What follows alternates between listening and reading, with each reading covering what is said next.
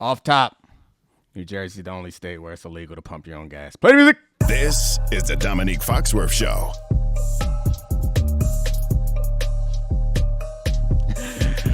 Welcome to the Domonique Foxworth Show. I'm Domonique Foxworth. I'm in my wonderful home in D.C. where I'm allowed to pump my own gas if I so choose. And Charlie is not. I'm in Stone Harbor, New Jersey, next to a sign. I mean, this is reason enough for you guys to switch over and watch on YouTube. In a bedroom with a sign that says "Jersey girls don't pump gas." This is elite decor. I'm bringing it home. We're bringing it home with me. It's beautiful. It feels very summery, but I had it off top about Jupiter, and I'm that. Nope, shelve it. We're going with Jersey girls don't pump gas. I mean, Jupiter will be there on Wednesday's show. I hope. I mean, Jupiter should be a little that. Not Jupiter. Pluto should be a little. Jupiter's a planet. That's another conversation for another time. You still think Pluto's a planet, right? I mean, it is. I know that they said it's not. It's like a dwarf planet or something, like a mini planet or something. But I mean, all the gas giants have no solid. Their core is liquid, and then there's no firm land to stand on. Should we ever land there? Like, I feel like I respect the ice planets more than I respect the gas planets, no matter how big they are. But I said it was a conversation for another day. You're trying to make me have it now. No, just like you can't unplanet someone. It's it depends on how the planet's career ends. To be fair, like I think the planet's legacy could change if the planet doesn't win any championships at the end of his career. This is rings culture. Pluto had a ring. It was one of the 9 planets. You can't take away that ring. Buddy. Oh, good point. Yeah. Good point. There you go. Good joke. All right, this is a good segue. We're going to talk about some rings culture. Not really, actually. We're going to have a nuanced conversation about NBA free agency. We've largely sat out NBA free agency since we talked about the second apron about a week ago and LeBron's potential landing spots off of that. And we've let the dust settle because this has been a different look at this first week of July than we've seen in years past. And the big domino that we thought might fall has not fallen yet, and that's Giannis Antetokounmpo, where there was smoke that maybe he'd want out of Milwaukee because he was displeased with the decision. That has sort of been retracted, although he was reportedly not pleased with the decision to waive and stretch Damian Lillard to bring in Miles Turner, and how that leaves Milwaukee paying $23 million on their cap for the next 5 years. And so I think we can have a pretty long discussion on Giannis, but I want to start with a question for you, which is about the state of the Eastern Conference and free agency, because the Bucks now have this team where they have Giannis, they have Miles Turner, they have Bobby Portis. That's who they've paid. They don't really have guards. They have Kevin Porter starting as one of their guards, but they're in a conference where Giannis is the best player by far. It's an incredibly depleted East, like with the bigger gap than anyone to the second best player since peak LeBron. And I'd argue maybe even bigger, because after that, the second best player in the conference, I guess, is Donovan Mitchell, maybe Paolo Banchero. And those are guys who we don't really know where they fall in the league landscape compared to the elite guys. And so I want to start here before we get into potential transactions, before we get into the Giannis future conversation. When you look at this team and this conference, what's the ceiling of the Bucks, even if they keep Giannis? Even if Giannis is on this team for all of 2025, 2026? I mean, the way you lay it out makes it feel like the ceiling is a championship just because he is by far, like, that gap is real. And of course you're talking about healthy players because we're not including the late season Achilles tears that Jason Tatum and Halliburton got. But the problem is, or not the problem, the reason why the ceiling is not a championship is because the names that you mentioned, what they have around them, and they aren't like a team that has a bunch of room and flexibility and options. Like, at every turn, they've kind of pulled every lever and done every move that they could and sent away all the assets that they have in order to maximize their chance at a title for Giannis in his prime. And Giannis is still in his damn prime, and there's really not moves left to make. So while a superstar in the NBA is the most important thing, it'll probably get you in the playoffs. And even in its depleted East, we're reminded every year that it's how many of those wing players and perimeter defenders you have and guys that can consistently hit threes, and can you keep your team afloat without your superstar on the floor? Like, all that stuff matters. And I mean, the answer to all those questions on that team right now is no. You got Giannis, and then you don't have anything else after that. So, like, I mean, the first round, they get out of the first round. Nothing that I think matters to the way that we will remember Giannis. Like, they can't make a run that's deep enough that would make us think like this was worth it for Giannis from a winning and legacy standpoint. So I guess from both sides, it feels like, I mean, we're not breaking new ground here, but it feels like both sides have kind of met the end of the road, right? Yeah, it's really interesting. Like, I look at the roster and like, I love Giannis. He's awesome. Like, the way how hard he plays, how unique he's been, like all this stuff. He seems like cool as but he does. Like, that's a huge part about it. I think I think this is us just because I agree with you, but this is also just us being old because he's like walking culture, and that, you know, the best player kind of determines some of those things on your team. Like, Giannis shows up and he does what all the old guys want you to do. Like, I don't think the people who decide what is actually cool or not are like, hey, Giannis, he's so cool. All right, no. But he's cool to us, which is fine. That's all right. It's our show. We can define what's cool. I am fine being on the right side of history, that I think Giannis is cool and Jason Tatum and LaMelo Ball are not cool. Well, I mean, I feel like you should think Jason Tatum is cool based on your Giannis is cool. Like, Jason Tatum, like, he plays within the system. He plays good defense. Like, we don't get reports of Jason Tatum doing anything that's problematic. No. Again, you can't describe cool. There's not one way to cool. We can't get sidetracked. We can get sidetracked. I mean, if you're trying to do, I feel like we've had the coolest conversation before, though. Like, this drives you nuts that I think that I could be an arbiter of what's cool. It drives me nuts. I'm a middle-aged white guy being like, look at that guy being really cool. I mean, I think it's authenticity. That's what makes you cool. There we go. Now we can move on. Chapter close. So back to Giannis and the Bucks ceiling. When I look at it, the weird thing is I think they are probably a 5 seed, maybe 4 or 5 seed in the East, probably 5, 6 in that range. Like, I don't think that they're on paper as good as Atlanta, New York, Orlando, and we'll see what happens. Cleveland, obviously, Cleveland's the top of the conference. They won 64 games. Do you think? Can I cut you off for a second? Do you think that they are good enough to, and this is probably a more football way of approaching it. I think the answer to this question is probably no, but good enough to try to add around it, and given what's happened in the NBA playoffs in recent years, is like, do the wild card football team model is like, hey, anything can happen at a tournament. Like, they'll be good enough to get in if Giannis stays healthy. And what happened last year and what happened the year before that, where there just are a rash of injuries, that they could be the team. Like, would it be worth it, I guess, is the question I'm asking.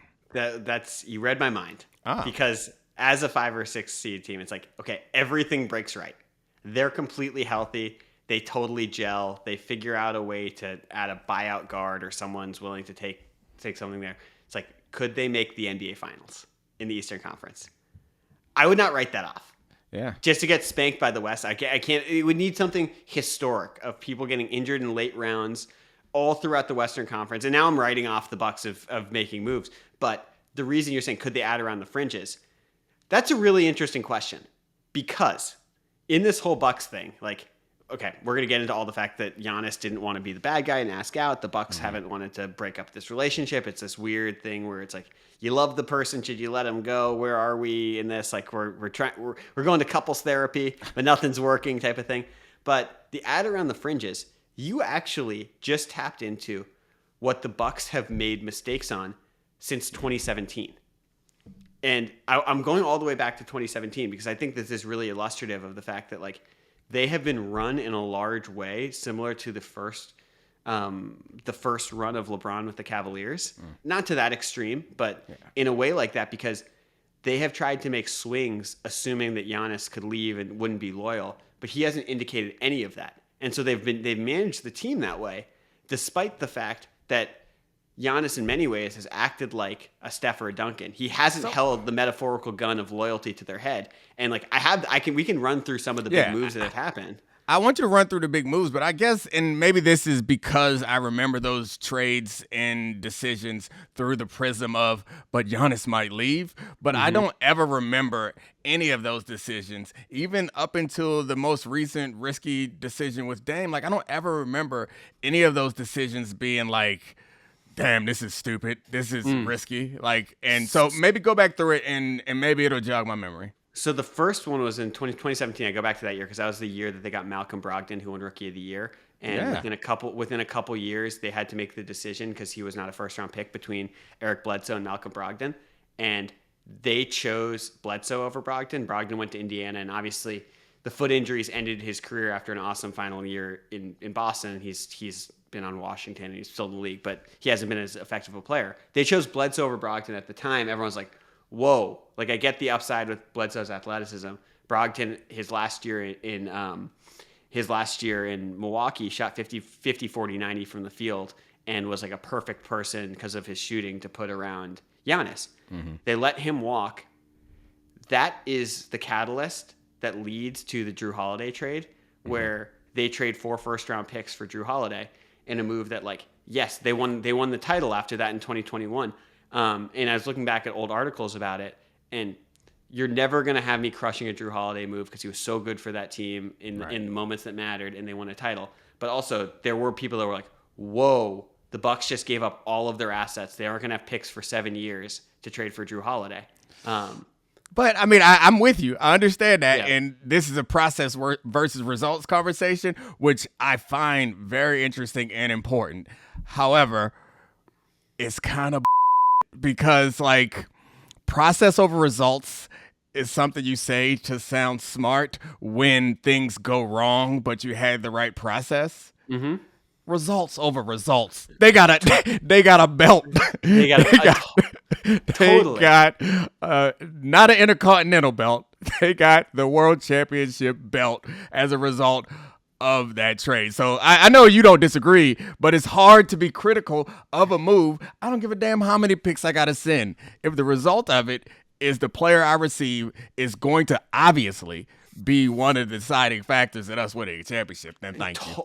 100%. But I'm just saying they were pinned into making a move where they gave up every single asset they had because of an early decision that was rash. And that's the LeBron style Cavs decision, being like, holy we knocked out in the first round. We have a generational player. We need to make a big move. It worked. The next move after that was, I don't know if you remember this one. They were again on the quest to get shooting. They tried to execute a sign and trade for Bogdan Bogdanovic from the Kings, who would have been an excellent, perfect fit for Giannis. Giannis wanted that. The league rescinded it because of tampering, which is how Bogey ended up on the Hawks. I forgot about that. Yeah, and that's just like another guard in the Brogdon mold who can handle, who can pass, who's like incredibly unselfish. He had defensive issues that we thought would get covered up by Giannis, but it's like, all right, we're going to build a 4-out system around Giannis, and this is a move that was on top of that. So I guess the ripple effects matter, but it seems like the only obvious misstep is in your view, is the Brogdon decision. And also, I'm gonna need you to stop comparing them to the LeBron Cavs like that. No, I'm just saying it's like the model of the way that the front office has behaved. Like people, I think, are congratulating the front office, being like they're willing to go in, they're trying to compete no matter what. They're really pushing the limits for Giannis, and we usually laud that. Mm-hmm. But the interesting thing is, in this situation, they could have built something with more patience. Like I'm not saying everyone can be Jerry West or Brad Stevens, in the fact that they can like build this with future in mind and all this stuff. That's really hard. I'm just saying, like, when you look at it, they were operating under the gun that didn't exist. And Jerry West and Brad Stevens were leading coastal, big city, big the best organizations ever. That have resources, and it's different in Milwaukee. It feels like an undercurrent in this conversation that I didn't anticipate it being was nobody kind of wants to be a bad guy. Mm-hmm. And I know it's about the Giannis not wanting to be the bad guy and leave. And maybe it's also just genuine loyalty and love for their place. But the front office not wanting to be the bad guy to move on from Giannis. But also, I think that goes back to some of the rash decisions, is you never want to be the team that's not making the move. Even if it's wiser to not make the move now, you don't want to be seen as like, especially when it's like Giannis could leave. I get the fear around it. Not that it excuses it. Like, that's the point of leadership. You got to make some hard decisions, and you got to sometimes be the villain. It just sucks. Yeah, and that was, Giannis hadn't signed the Supermax yet when they traded for Drew Holiday, and that was the one time where it felt like there's pressure on that. And then since then, they fired Budenholzer when it wasn't clear that Giannis wanted. They brought in Adrian Griffin, who Giannis didn't want as the coach, and he was fired in the first half of the season and replaced him with Doc Rivers. And they traded Chris Middleton, who was obviously the end of the rope, for skipped the Dame trade entirely. They traded for Damian Lillard in that offseason, which is one that was a trade that like I'm like hand up. I just thought they'd be great on offense, and I know that there were smarter NBA people than me that were like, hold on for a second, like they will be great on offense, but they might have some defensive issues. But I don't think any of us foresaw obviously the injury happening or Dame's sort of imperfect fit with Giannis before then. And so, yeah. And then that's a move that has to be. I mean, that's a move that if Damian Lillard is available, like it's hard to argue against that. But I think one of the communication, man, it's just like if the idea that they were making moves because they weren't sure what Giannis was going to do is wild to me, because it seems, and this is retrospect, obviously, but it seems pretty clear that if you could have a conversation with him, have some trust with him, like he's a smart guy who wants to be there. Like selling, I don't know. It feels to me like you're making the argument that some of these decisions they felt forced and they wouldn't have made them otherwise. I think that they thought these were smart decisions. Well, so here's the thing. Here's where I fall on this. And the final move is obviously Chris Middleton for Kyle Kuzma. It's a Hail Mary. Middleton's at the end. Kuzma was subtraction by addition on this team and was really rough. I think they made these moves because unlike the LeBron Cavs, or unlike some of these teams that are close and feel like we can tinker around the edges and get over the hump, we can we're 5 years after we said that they're going to have no picks for 7 years, and they have no picks for 7 years again. That's where I fall on it, is actually like we remember Giannis for the championship run and some of the heroics, like even the following year when they lost to Boston at 7 when the team was depleted and Middleton was hurt. But if you actually look at the deep dive of his playoff career, they've made one other conference finals where they're up 2-0 in Toronto and they got washed out of the series 4-2 in 2019. And other than that, they've been a first or second round team. And I think that these decisions in actuality are not about like tinkering around the edges. It's they've looked at this team being like, holy we have this generational player. We have a first ballot Hall of Famer, someone who's top 25 player of all time. And we're a first and second round exit in a weaker Eastern Conference. We need to make major changes. And that's actually been the biggest pressure point of being like, this doesn't actually add up. And you can go through those years and like, they were a 1 seed and Giannis fell in a basketball against the Miami Heat and hurt his back. They were in the bubble. There were a million social things. They walked out of the game and things were delayed because it was coming off of Jacob Blake stuff. Like there are excuses, there are things that have changed in each of these seasons, but they've also had some weird playoff flameouts early. And I think that thing, not actually like appearing close because you win so many regular season games, because you have this guy averaging 30, 12, and 6 who's winning multiple MVPs, has actually pushed them to take the bigger swings than anything, because it's a sort of a unique paradox that we don't usually see in the NBA. It doesn't feel like, I mean, when we're preparing for this, like, it does, us having a conversation about, like, how his tenure, and he's still there, so it's going to continue. He could play the rest of his career there. Right. Yeah. But having a conversation about how his tenure has been has required some investigation that makes it feel like this was more disappointing a stint than it should have been. But because I remember it's so interesting because the path is about where you start, kind of. So like I compare Jokic to him in ways because they're both guys who were late round picks who were not, or later picks who were not perceived to be superstars, and then like gradually like, oh yeah, he's good. Then next thing you know, he's like an MVP level, greatest of all time type of player. But because Giannis came from that, and then he went through that period of, can you win a championship with a player like this? Because you remember that was the thing. Was build a wall. Yeah. Build a bleeping wall with Stan. It's like, it's so easy. Like, he can't hit free throws, and he's not like a game closing type of wing type of guy. He can't win a championship with a guy like this. They made the adjustments. Eventually, he won the championship, and that felt like it was, I think Dirk is a good comparison of like, but it's different. But Dirk's a good comparison for like, all right, He got the championship. Now we all have to shut the hell up. But I guess I don't know how good we should think about, or what class of player we should put Giannis in, and how much the context around it should weigh our judgment, because there's so many great players from, obviously Jordan has to come up. There's so many great players from the Jordan era that we are like, no, he was great. It just so happened Jordan was around. Do we do that for Giannis in this stretch? Honestly, like, it's so funny. Like, we were talking about this before the show, and I was like, I think he ended up with the perfect amount of championships. Yeah. Whereas, like, and like, I don't know what like the ranks of it. Like, there are parts of it that remind me of Dirk, although Dirk should have 2 rings. Anyone who needs to go back on YouTube and look at the 2006 finals, it should be like, there should be a 30 for 30 on this. Now I'm just doing free production. We can do it. You want to do it? Oh, hold on. Pablo Torre finds out. You want to break something. Find out that was rigged. You didn't have to add the insult. I know, but it just felt good. You said something before you called Pablo. Okay, so to try to Google, and then you called him and I forgot. The 2006 finals and all the free throws that Dwayne Wade hit and that kept Dirk from having his first ring.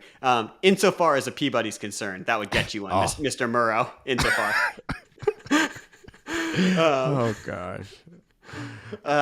Did you forget what you were working towards? You were working towards a point, and then you got sidetracked. I have no idea where I was.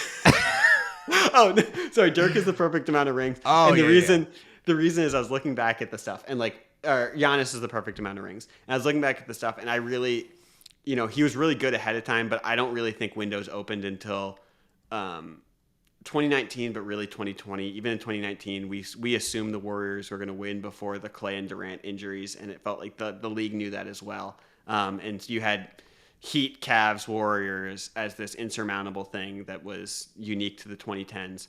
2020 happens. The bubble season is really weird. I think they likely would have made the finals over the Heat there. They win in 21. 22, Giannis gets hurt, and Steph wins the title. By 23, I really felt like Jokic was the best player in the league, and I thought the Nuggets were in a different spot, and that's where we ended up at today with the Celtics and the Thunder having a completely different build. So when I look back on it, like, I don't feel like he was robbed of championships or should have won more or should have won less. I think it's about right. Like, could he have won another year? Yes, but also the year he won, he had a million things break correctly for him. Durant's toe was on the line. He got to play the Hawks in the conference finals because Ben Simmons' brain broke. In the finals, like, the Suns were, sure, they were a fine team, but they were there largely because Anthony Davis tore his groin in the first round of the playoffs when it was a 1-1 series and the Lakers were up in that game. So, like, to me, it's like, it's almost how he got there. Also, he was heroic. His leg went the wrong way. He scored 50 in a closeout game. Like, I take nothing away, but like, it's, to me, there's no asterisk on it. Like, he won one title the way that Dirk did, the way that Kevin Garnett did, and he's just like an amazing player who's in that tier of guys. And maybe more accomplished because of the stats and the MVPs even. Yeah, I mean, and Kevin Garnett was a different situation, I think. Like, I know Kevin Garnett was like the defensive anchor and obviously a great offensive weapon on that team, but that's not the same, right? Like, this gets to the Charles Barkley. I mean, Garnett won an MVP and had a historically great year the year he won it. I'm misremembering Garnett's Boston time, I guess. Like, I know he was great, but I'm saying that it's very different from what Giannis was to his team. Like, Kevin Garnett, they won it when they put together the first, like, it was the beginning. Oh, you're talking about the actual title. I thought you meant his peak as a player. Oh, no. I'm not saying that Kevin Garnett, so I'm not misremembering. He was not an MVP in Boston. Yeah, my only point was the Giannis title feels like, it feels different, I guess, than it does to the KG title. Like, Giannis, if he goes somewhere else and gets a title as like a part of a group, that's a different story. But what you said that sent me to look is like, I think I blew up Giannis in my mind. So I went to the top 75 NBA players list, I think. And Giannis, they have between Dirk and Jerry West. So exactly where you would have said. Like, as far as titles, I think I imagine that the history of basketball, when we talk about the players that are at the top, like, nobody gets one. Like, those guys don't get one. They get a couple, which I guess is changing going forward because Jokic, well, he might get some more, but as of now, just one. Yeah. I mean, they had a great offseason. We can get to that. I mean, it's I hope Jokic and Giannis get more. Like, I feel like they could. But okay, let's keep this on track. Okay. So going forward, we're now in this toxic relationship with Milwaukee, and we've broken down the history of it.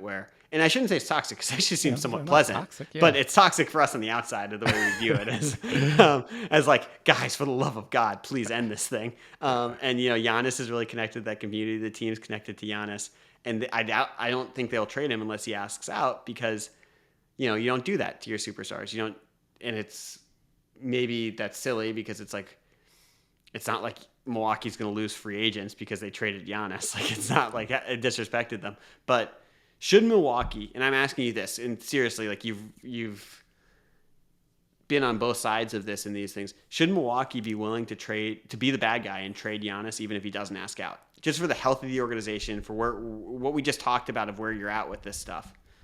Is that something, do you have a meeting about that? What's the meeting like if you're in that room with the Bucks front office? You absolutely have multiple meetings, but this is one of those times when I think it's important to remember that they're actual people and not like some big faceless company.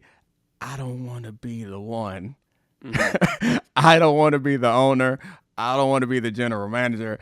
I don't want to be the head coach or anyone who had anything to do with sending our greatest player ever, who does not want to leave, away. Like, I would badly want him to demand a trade, but also say that you can send me anywhere. Like, that's a perfect world, to demand a trade, but not narrow the destination so we can get the most leverage. But that's a hard decision to make. I think, honestly, because the sports watching public is a little smarter than they were in the past, I actually don't think the backlash will be as bad as it could be. And it would depend a lot on how Giannis handled it. Because if Giannis comes out like, I'm heartbroken, I thought they would never do this, why did they do this to me? Then you got the rest of that season and you're gone, and you're going to be remembered for running Giannis out of town. If he's like, well, this is what's best for all of us. Unless they give you AJ Dubance in the draft next year. Yeah. Old Nico, soothsayer technique. Dude, genius Nico. Genius. I don't know if you saw that. He said this was all. He said that the plan is all starting to come together. That's an actual press conference. He said that. I love that, man. I love him. Lean in. I think when he should just not talk and just whenever things work out, just tap the temple. Tap the temple. It was in that moment I realized that me and Nico Harrison are a lot more alike than I had previously realized. Because that's something I would say to you as a complete joke after messing something up. Did he laugh afterwards? No, he was dead serious. The press room laughed. The press room giggled. Good. Yes. I mean, I guess that does matter. I don't know.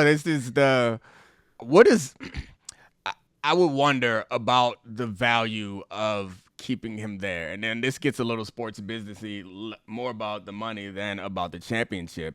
There is a value to not having your player go play in somebody else's uniform. There's Dwayne Wade when his knees are dust and he pops onto the Cavs and the Bulls and does some other things. Like, I don't think that's the same.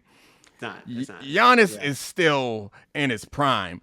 Him going to have, because Dwayne Wade is a good example, because he didn't have meaningful moments with those teams.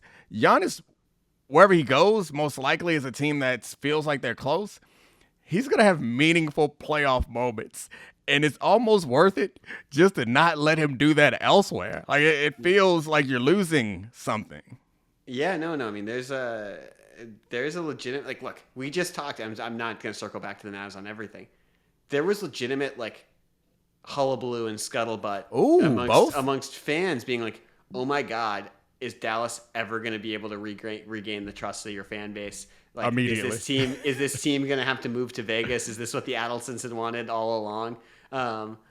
So, like, no, I don't think that's crazy at all to be like the value to your fan base and for being a serious outfit, being able to keep Giannis is that. And that's where your point of how Giannis comes out if you were to get traded at some point, how he interacts with the front office, if it's something that's more mutual and it's something that he's okay with, that's everything in this. Because I do think there's a real question. Really saves more from a trade, Giannis or the Bucks, because of that. Because, like, you could sell me on either side. I have an answer, but I want to hear yours first. The question is, who would benefit more? Yeah. Yeah, I think it's Giannis. I don't think it's hard. I think so too. Yeah, I don't think it's hard to argue. Like the Bucks could benefit more, but it's a long term and it's a long shot. Like you would have to be able to the cost. And this is the thing that I think you were talking about the fans. I'm not talking about the fans necessarily. That's a different conversation. I'm going to assume that Giannis is going to do you a solid and say nice things on the way out the door, and the fans don't turn on you. The fans like, all right, I understand. That's what happens, blah, blah, blah. I'm saying that currently you have, and I guess Milwaukee's a good example of this because of Lou Alcindor, Kareem Abdul-Jabbar. Is like, you got a chance of him going somewhere else and then some of his career being defined by that. That's the point I was trying to make, is not that the fans immediately will be is that you have a piece of NBA history right now. Mm-hmm. And you can hearken back to it every 10 years, every 20 years. He is a part of it when he comes back, when we show highlights, when he goes to the Hall of Fame. Every time anything happens in relation to Giannis or Milwaukee, you can talk about this player. He goes somewhere else, and while still in his prime, it's like KG's another good example to go to. It's like, yeah, that's the one. KG's a Celtic, guys. Sorry, Minnesota.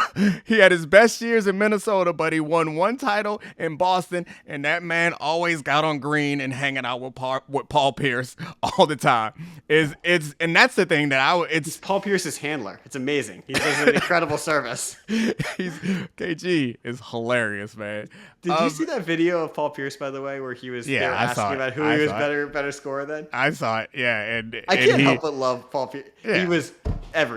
KD, better scorer. I mean, how is that any different than Nico? No, KD was the only one that he was like hesitant, is because he KD questioned, was but like then he him. said but then he had a better post game, so he had to give it to himself. It started with Jordan. We just kicked it off at the top. I forgot he said he was you better score than. How'd you forget it? It was the first one that I saw. It was like, you better score than Jordan. I was like, he said, yep. I was like, all right, I'm in for the rest of this video. If it starts with I'm better than Michael Jordan, can we get Paul Pierce on the show? Probably not. Paul, if you're listening to this, I know you're a dedicated listener. He's definitely not busy, for the record. Hold on. The man is doing long walks. He also, he's very recreational person, as you should be during retirement. Man's got a lot of rec time. He spent a lot of time at the rec. By the way, all right, we can circle back from Paul Pierce. I don't think that, so you brought up something interesting about people being remembered in other uniforms, and Kevin Garnett, because I was looking through NBA history of guys who got traded without trade demands, and it's like Kevin Garnett's, I know he eventually had his walk on the beach in Malibu with Pat Riley, who was like, it's okay to leave, and then he ended up being out. But he didn't really demand a trade. He's incredibly loyal to Minnesota. And then I thought about Ray Allen in Seattle, Dominique Wilkins when he got traded from Atlanta, and how upset people were by that. Clyde Drexler, who got traded from the Blazers to the Rockets. No one really on Giannis's level, but the biggest difference I think about this too is I'm actually not sure we'll remember. Like, even if Giannis wins another title somewhere else, I'm not sure it'll be as clear of where he belongs in our collective memory after that stuff. Just because those guys didn't have a great playoff moment that's like indelible, and like Giannis scored 50 points in a closeout game after his leg went backwards. And like, to me, that's like even if he's traded, like that stuff is really hard to overcome. Like, that's always going to be part of the NBA. Like, Agreed. Thought process of where Giannis was and who he belongs to. And then he went and got a 50-piece Nuggets, which I don't know why I can't forget that random fact. And rang the sex bell a bunch of times. I was going to point that out. I feel like that requires context, but or we could just leave it hanging there and people can defile their work computers trying to figure out what you were talking about. I don't think everyone remembers that the way that you and I do for whatever reason. But I think my point is it won't go up. And maybe it won't be like Kareem Abdul-Jabbar, who everyone just only thinks of as a Laker. Maybe it won't be he also changed his name. That was a part of it too. That was part of it. But either way, it won't be like that at all. But it most definitely won't go up. The affiliation with your organization won't go up. There will be some. It's the point that I was making. It's like when we put him in the Hall of Fame. It's the Garnett point. Yeah, and when whether it completely becomes a part of a new organization, and maybe not because of what you were saying, those big moments that we remember, but there gonna be some footnotes. You can buy those footnotes away right now. Otherwise, it's gonna be like, yeah, then he went to, I don't know, Houston and teamed up with KD and it was balling or whatever. Then he went to, I keep thinking of Western teams, which is not useful because it's competitive over there. Yeah, well, I mean, honestly, like the Garnett thing, I keep coming back to. Like, a part of me wants him to get traded, and the reason I asked who would benefit more is like if we really think that Milwaukee can go nowhere with this and it's not salvageable. Like that, I brought that up because it's like, okay, at that point, like maybe be that guy, get like a ton of picks, even if he's 30, try and reset the deck.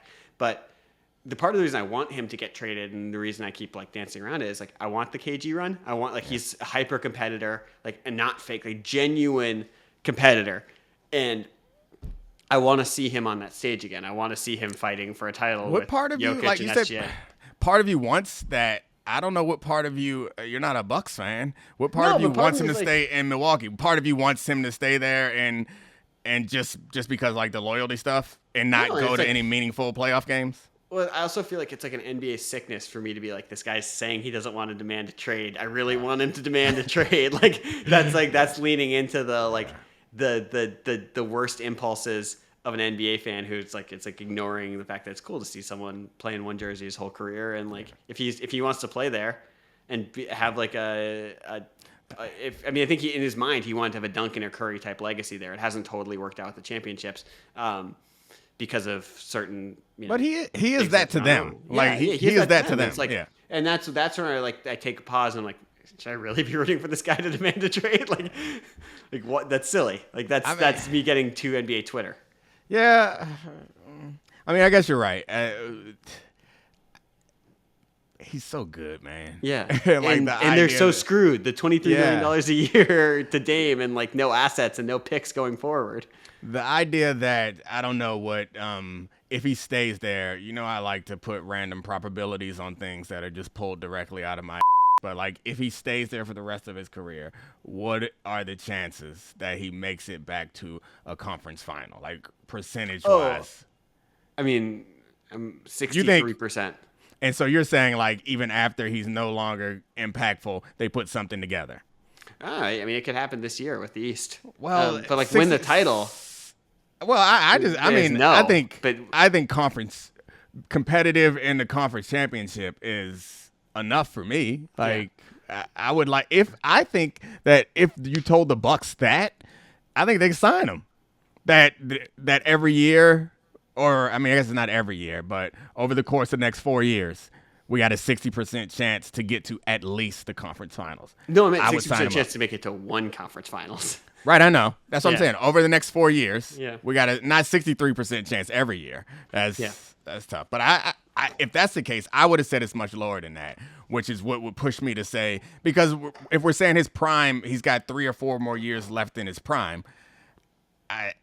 If you give me that percentage, like I'm fine with him staying there. I would have thought it's closer to 15 to 20. Yeah, I mean it's interesting because like they can't improve I genuinely don't know how they can improve the roster because of what's happened with the Turner deal and the stuff. Like they have no picks to sweeten deals. They have no money. And like I think Turner will be good with them. Portis is a fine player.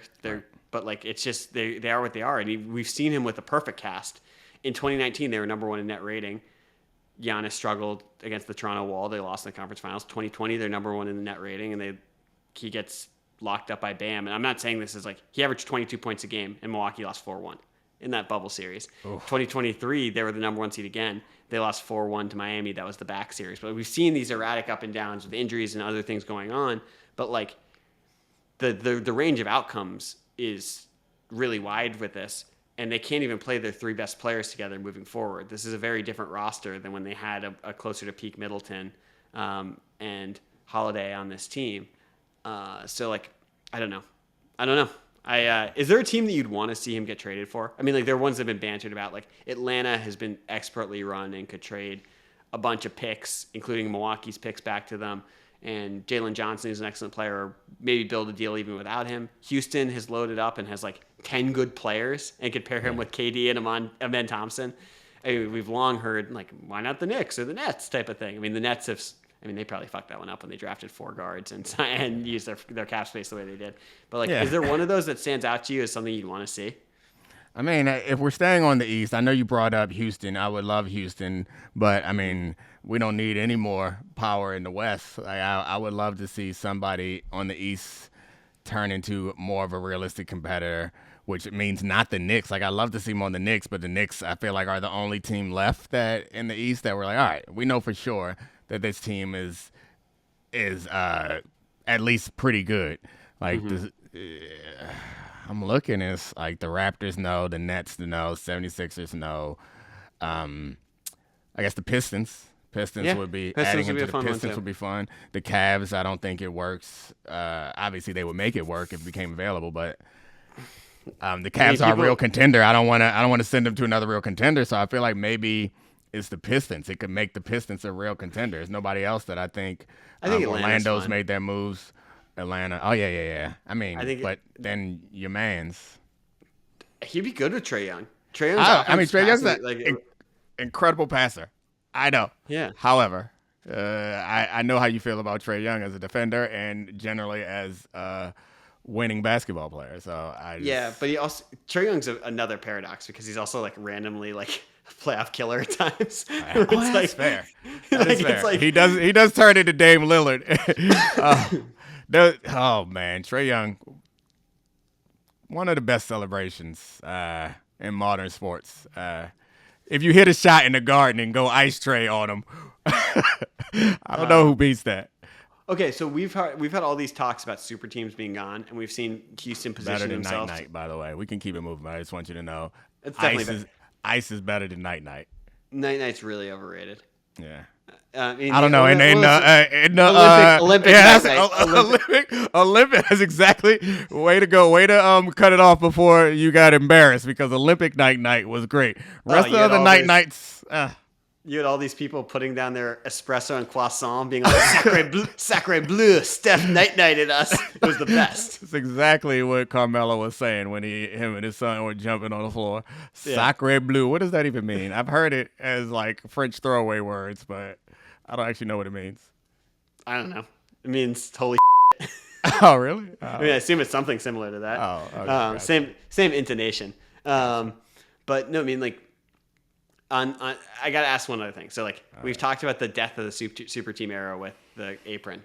And we are entering the quickie era. We got to make that catch up. Yeah, the quickie era. But, like, let's just, Houston, if they traded for him, they're going the super team route in a lot of ways. Like, they'd have a lot of incredible pieces.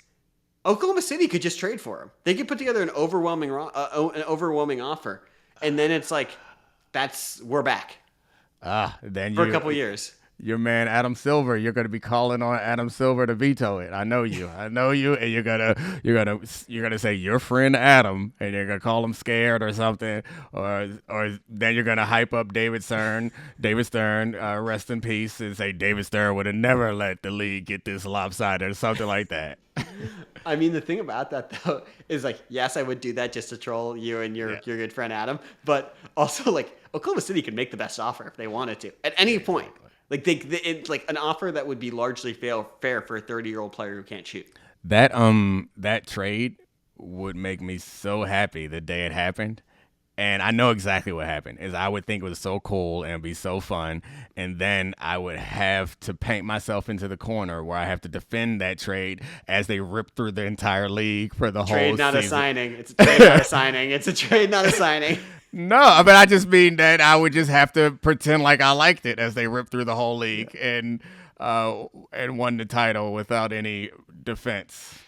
Yeah. Not any defense. Obviously, they can defend without any friction. Well, part of me wants to see it happen. I have a morbid curiosity just to see how, if you added maybe one of the three best defensive players in the league to a team that was already a stifling all-time defense and someone who in any isolated matchup can score at will, like what that does to a team that great with great coaches, great players, and guys who are emerging. It's really, I mean, I know what it would do. It would work. How about get him with Wemby? Yeah, that was the one that was in the back of my mind. I mean, people talked about that in the past. Yeah. It hasn't seemed to come up much now, but talked about making that happen in the past. It's just, it's defense for days. That'd be so fun. And it'd be so long and unique. Like you think about like the weirdest teams in NBA history, and be like, how about like the fact that we had the most athletic 7-foot person we've ever seen in our life, and we put him next to the most athletic 7'5" person we've ever seen in our life. Oh my gosh! You seen Wemby playing soccer and doing all this stuff, and you see him do the bicycle kick. Yeah, he got to beef the bicycle kick, but it's still amazing that he was coordinated enough to try it. That's my point. Like, think of, remember George Mirasan? Like, this is even Yao was a ridiculously athletic, dexterous. Yeah, amazing. But it ain't like this. No, nobody's ever moved like him at that size. I mean, he really moves like young Durant in a lot of ways, but he's 6 inches taller or 5 inches taller. So it's really interesting. Oh well, what a great discussion. What a great show. Yeah. Hey, we're good at this. Shout out to us. And thanks to as I close the show, producers. I have to close with one more thing. Most free throws in an NBA Finals series ever. Shaq in 01-02, 17. There's Shaq is part of it. Second, Dwayne Wade, 16.2 free throws a game in 05-06. Get out of here. Who was third? Shaq in 99-2000, 15.5. Followed by Shaq in 01 and 2001. The more context or the more names you add, or not more names, the more numbers you add, the worse it gets. And keep going until you get to a 2-guard for me. And, I only have 5, and then it goes to George Mikan. His number is 14.3 in 1949, 1950. All right, I'm gonna text Dan Lebatard after the show and say, give us one of them championships back. You can pick which one, but we need one back from the Heat. Call Pat Riley and say, send it to Dirk. Send it back to Dirk. Dirk took it anyway. All right, I can end it now. Thanks to all the great producers. Thank you, Charlie. And also, we're really good at this. We're out. This is the Domonique Foxworth Show.